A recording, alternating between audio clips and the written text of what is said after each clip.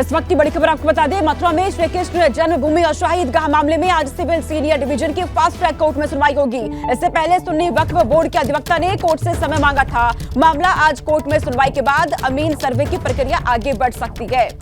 तो आज मथुरा में श्री कृष्ण जन्मभूमि और शाही ईदगाह मामले में सिविल सीनियर डिवीजन की फास्ट ट्रैक कोर्ट में सुनवाई होने वाली है। इससे पहले सुन्नी वक्फ बोर्ड के अधिवक्ता ने कोर्ट से समय मांगा था और आज कोर्ट में सुनवाई के बाद अमीन सर्वे की प्रक्रिया को आगे भी बढ़ाया जा सकता है। उम्मीद है कि आज ये प्रक्रिया आगे बढ़ेगी अमीन सर्वे की। तो आज सुनवाई होने जा रही है फास्ट ट्रैक कोर्ट में, आज सुनवाई इस पूरे मामले को लेकर के।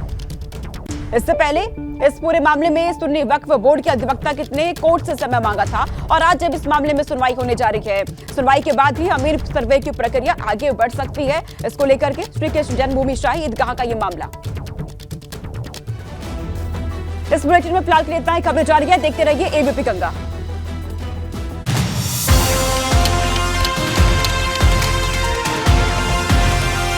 और अशरफ की हत्या पर सुप्रीम कोर्ट में अर्जी दाखिल की गई है। विशाल तिवारी नाम के वकील ने सुप्रीम कोर्ट में याचिका दी है।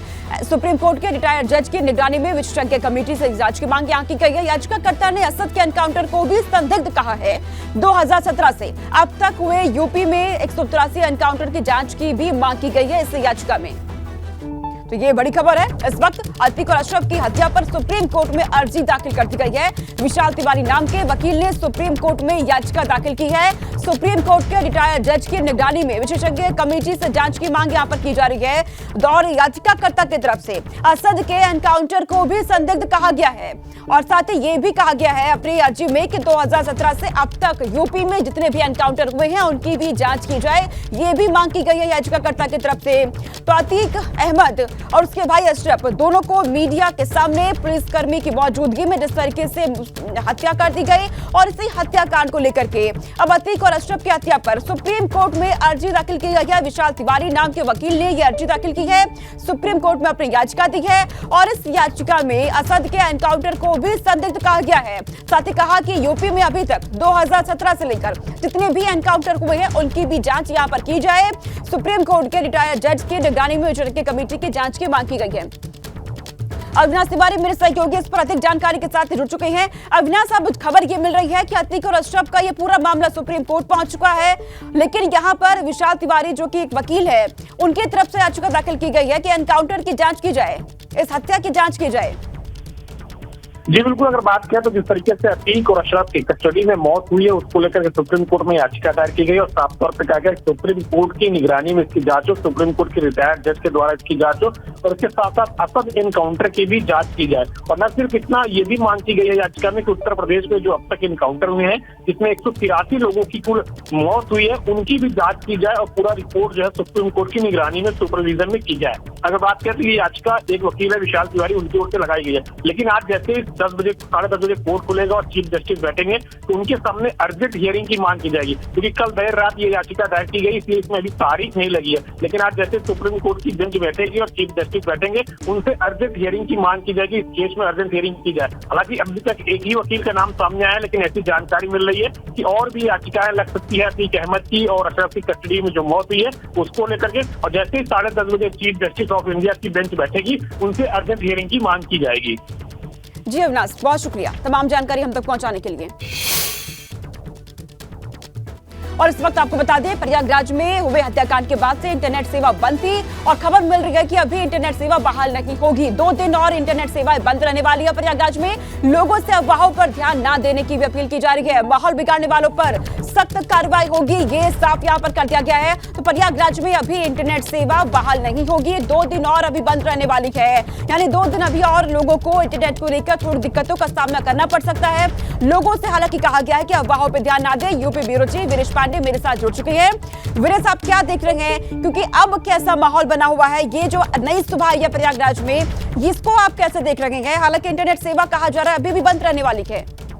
देखिए, मैं हिंदू छात्रावास के सामने लगभग 100 लोग यहाँ पर मॉर्निंग वॉक करते हुए चंद्रशेखर पार्क में यहाँ बैठे हुए थे। उनसे मेरी मुलाकात हुई। मॉर्निंग वॉकर थे, कुछ अपने बच्चों को अब स्कूल में छोड़ने वाले थे, कुछ हाईकोर्ट के थे, वकील थे, प्रबुद्ध जन थे, कुछ ऐसे सामान्य लोग भी थे।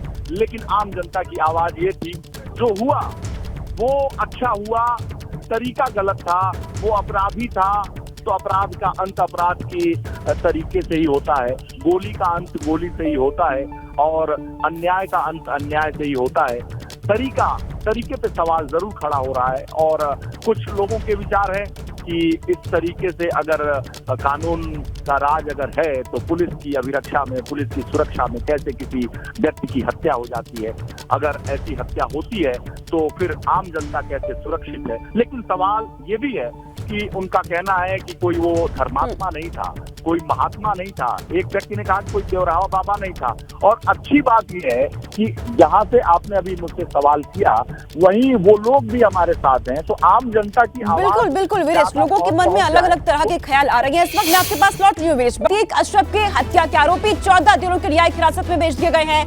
नैनी सेंट्रल जेल में तीनों आरोपी बंद है। प्रयागराज पुलिस आज रिमांड की अर्जी दे सकती है। तीनों को लेकर कोर्ट से तीनों आरोपियों की रिमांड मांग सकती है। ये इस वक्त की बड़ी खबर मिल रही है। अतीक अशरफ की हत्या के आरोपी 14 दिनों की न्यायिक हिरासत में वीरेश मेरे साथ बने हुए हैं। वीरेश, 14 दिनों के लिए न्यायिक हिरासत में भेज दिया गया है तीनों आरोपियों को।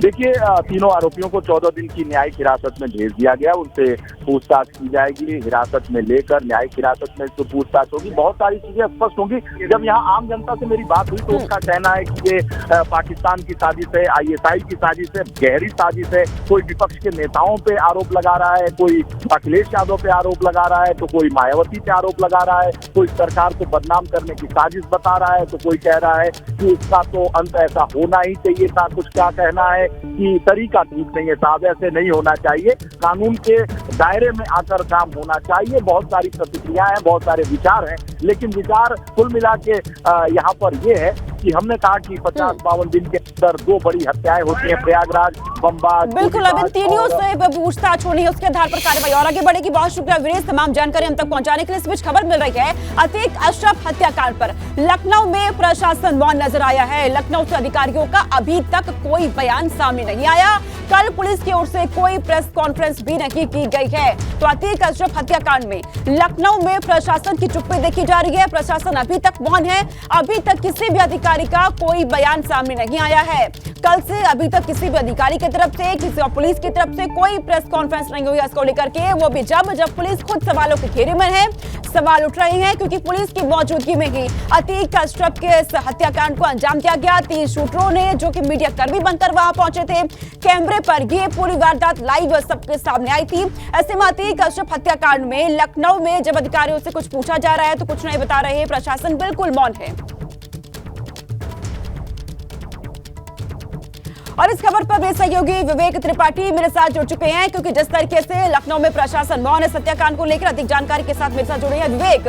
लखनऊ में देखा जा रहा है अतीक अशरफ हत्याकांड पर प्रशासन मौन है, हालांकि सवाल उठ रहे हैं, लेकिन अभी तक पुलिस की तरफ से कोई प्रेस कॉन्फ्रेंस तक नहीं की गई है इस हत्याकांड को लेकर।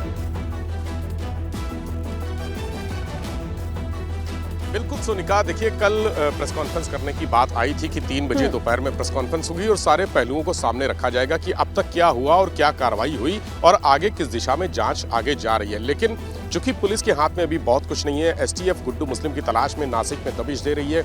STF के हाथ में भी अभी कुछ नहीं आया है। यहाँ पर जो 3 लोग पकड़े गए हैं, अरुण मौर्य, लवलेश तिवारी और सनी, तीनों के बारे में पुलिस अभी तक कुछ जानकारी जुटा नहीं पाई। उनके घर मिल गए हैं, पते मिल गए हैं, लोग मिल गए हैं, लेकिन वो तीनों इस साजिश में कैसे एक साथ आए और किस तरह से जो फक्कड़ थे एकदम, जिनके पास खाने के लिए रुपया नहीं था, उन्होंने 7 लाख की एक जिगाना पिस्टल खरीदी, 2 अन्य पिस्टलें खरीदी, देशी पिस्टलें हैं हालांकि वो, लेकिन फिर भी 2 पिस्टलें खरीदी, असलहों का इंतजाम किया और इसके बाद एक बड़ी साजिश रची। महीने भर से प्रयागराज में रुके रहे। आखिर इसका मास्टरमाइंड कौन है, कौन इसके पीछे है, पुलिस को अभी तक ये सुराग नहीं लग सका है, इसीलिए पुलिस खामोश है। 2-3 बिंदुओं पर पुलिस क्लियर करना चाहती है, अपनी पुष्टि करना चाहती है कि क्या वाकई में इन लोगों ने जो कहा कि हम डॉन बनना चाहते थे, इस वजह से हमने अतीक को मार दिया, उसको मारने से देश में नाम हो जाएगा। जिस तरह से वो भगत सिंह बनना चाहते थे, उनका कहना था कि भगत सिंह ने जैसे बम बरसाए थे असेंबली में, उसी तरह से वो करके पूरे देश का ध्यान आकर्षित करना चाहते थे। लेकिन ये थ्योरी पुलिस के गले से नहीं उतर रही। रंजिश की बात भी देखी जा रही है, लेकिन रंजिश के लिए इतनी बड़ी प्लानिंग करना और ऐसे लोग जिनके पास पैसे नहीं है, इतनी महंगी पिस्टलें लेना, पूरे इंतजाम करना, होटलों में रुकना, खाने पीने का खर्चा, सारे खर्चे। लेकिन एक बहुत महत्वपूर्ण कड़ी है जो आईएसआई से लिंक जोड़ती है। कोई एक ऐसा शख्स जिसने अतीक को आईएसआई से जोड़ा था, गुड्डू मुस्लिम के जरिए आईएसआई से जुड़ा था, वो लिंक पुलिस के दिमाग में खटक रहा है कि आखिर वो कौन व्यक्ति है। क्या उसी लिंक, उसी व्यक्ति का नाम सामने आने की वजह से तो अतीक को नहीं मरवाया गया? क्योंकि सुपारी किलिंग की बात दबे शब्दों में पुलिस अधिकारी स्वीकार रहे हैं कि ये सुपारी किलिंग हुई है, किसी ने सुपारी दी है, तब ये 3 शूटर आए हैं। 18 साल के, 20 साल के, 22 साल के 3 लड़के नए, जिनको माइंड वॉश किया गया, बताया गया, क्योंकि उनको ये नहीं मालूम था कि अब यहाँ पर एक माफिया का तुरंत हो गया है। लेकिन जो ये 3 नए शूटर सामने आ गए हैं, ये पुलिस के लिए बड़ी चुनौती बने हुए हैं, क्योंकि कौन इन्हें पनाह दे रहा था, कौन इन तक आधुनिक हथियार पहुंचा रखा है, वो हथियार जो भारत में बैन है। ऐसे में पुलिस के सामने भी बड़े सवाल है, बड़ी चुनौती है। बहुत शुक्रिया विवेक, तमाम जानकारी हम तक पहुंचाने के लिए।